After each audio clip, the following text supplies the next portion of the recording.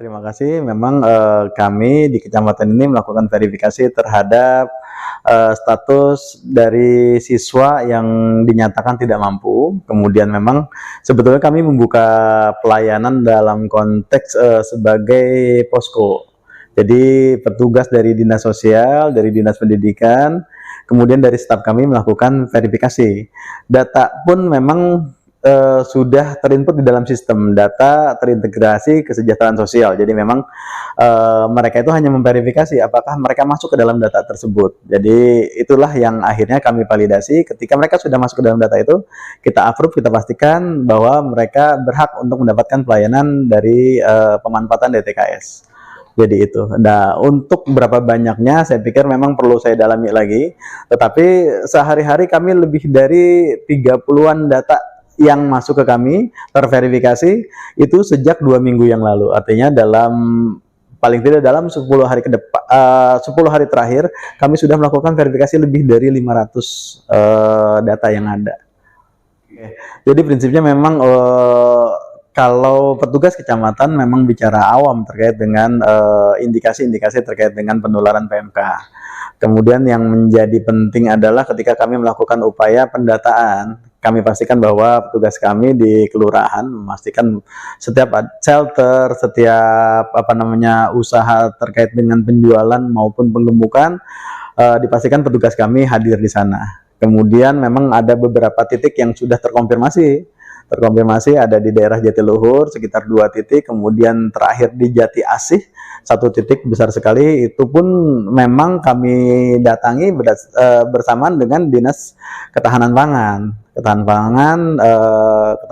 Peternakan, memastikan bahwa dokter yang ahli, dokter hewan yang ahli yang memastikan bahwa ada treatment yang harus dilakukan. Jadi memang kami tidak bekerja sendiri begitu. Memang kami melakukan monitoring. Yang kami lakukan monitoring, kemudian memastikan bahwa tidak ada laporan terkait dengan itu. Dan ketika kemarin di Kelurahan Jati Asih ada satu tempat yang terindikasi, kita pastikan bahwa kemudian harus diisolasi, itu pasti. Kemudian memastikan bahwa treatment terkait dengan pemakaian baju keamanan APD ya, baju APD-nya juga harus diperhatikan betul, jangan sampai memang dari yang sakit itu menular kepada hewan yang lain. Jadi memang prinsipnya sama persis dengan apa yang dilakukan pada saat kita melakukan treatment corona ya, memastikan isolasi tempat khusus buat si hewan yang terjangkit. Di daerah sini di Kelurahan Jati Asih. Kelurahan Jati Asih ya.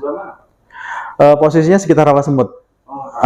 Posisi sekitar Rawasemut sudah ada kunjungan dari tim ketahanan pangan dan tim kesehatannya. Artinya memang sudah ada treatment. Saya pikir kalau itu terjadi sekitar 2 minggu yang lalu. Artinya dalam kondisi hari ini saya pikir sudah normal. Sudah normal. Prinsipnya sebetulnya kami kan hanya fasilitator ya, memastikan bahwa masyarakat tahu bahwa ada bahaya yang mengancam kepada hewan-hewan ternak mereka. Kemudian memastikan bahwa kami bekerja sama, memastikan bahwa informasi ini tersampaikan. Kondisi seperti itu aja yang kami lakukan, memastikan bahwa masyarakat tahu kondisinya, si pengusaha tahu kondisinya dan berhati-hati untuk jika mereka menghadirkan membeli hewan ternak dari daerah luar, memastikan bahwa mereka memiliki kehati-hatian. Satu, yang kedua, memang rekomendasi yang dikeluarkan oleh pemerintah kota memastikan bahwa untuk hewan ternak dari daerah asal yang terinfeksi dipastikan memang kita memiliki daftar untuk tidak boleh masuk ke Kota Bekasi. Itu daerah mana aja, Pak? Gimana? Nah, itu klarifikasi itu silahkan ke Dinas Ketahanan Pangan, memastikan daerah-daerah mana saja yang tidak boleh mengirim hewan ternak ke Kota Bekasi. Prinsipnya ketika ada indikasi, dipastikan mereka harus melakukan langkah-langkah seperti itu, memastikan bahwa indikasi itu kalau sudah dipastikan bahwa itu bukan PMK, dipastikan memang treatmentnya juga lebih dilonggarkan. Tetapi ternyata kalau indikasinya itu mengarah ke PMK, memang APD-nya harus segera dipakai karena memastikan tidak ada penyebaran lain untuk hewan yang lain. Kalau misalnya petugas keamanan tidak memakai, nah itu kan kalau ya, artinya memang itu bukan di ranah kita. Kalau ya harapan saya sebetulnya PMK ini tidak masuk ke wilayah Jati Asih, dalam artian karena kita sudah melakukan treatment dan alhamdulillah sudah terlampaui. Saya pikir mudah-mudahan tidak ada lagi hewan-hewan ternak dari daerah lain yang membawa virus-virus ini, dan sehingga kami di wilayah Jati Asih ini cukup nyaman untuk melaksanakan Idul Adha dan berkurban. Itu berbeda ya. Pertama karena kami juga tidak menjaga lalu lintas hewan, itu tugas berbeda. Jadi artinya klarifikasi kepada petugas yang lain yang memastikan apakah ada zona perbatasan yang kita tetapkan, dan itu harus melihat siapa yang paling bertanggung jawab. Karena kita tahu ketika hewan itu masuk ke wilayah kita, kita melakukan verifikasi tidak di dalam proses pengirimannya, tetapi dalam proses di spot kandangnya. Itu yang menjadi tugas kecamatan dan kelurahan. Tugas penjagaan wilayah perbatasan itulah sebetulnya yang paling utama.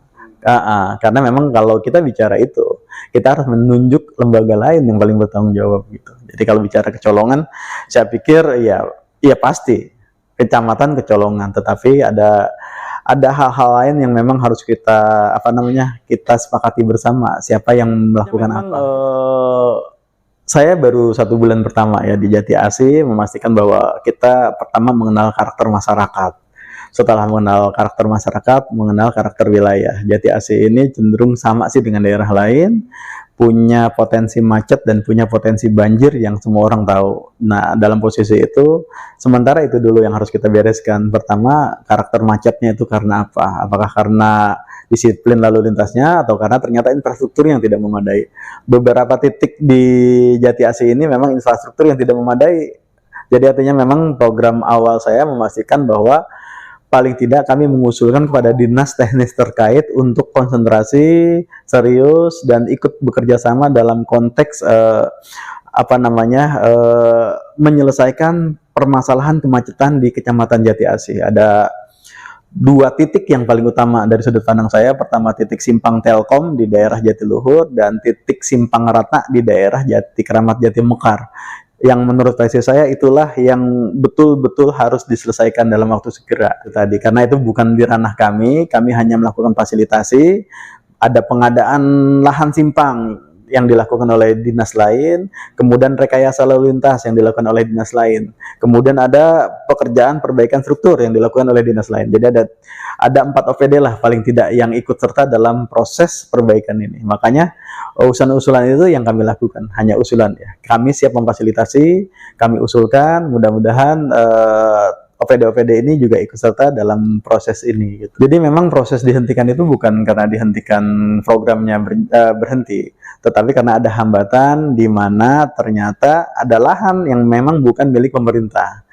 Proses pekerjaan di lahan milik personal itu dimulai dengan melakukan pembebasan, dan kita tahu beban pembebasan itu diberikan kepada pemerintah daerah. Jadi memang proses pembebasan itu harus dengan perencanaan anggaran 1 tahun sebelumnya. Sedang dikomunikasikan, mudah-mudahan ini tidak menjadi hambatan. Kalaupun tidak dalam waktu dekat dilakukan pembayaran, tetapi ada perjanjian dengan si pemilik lahan.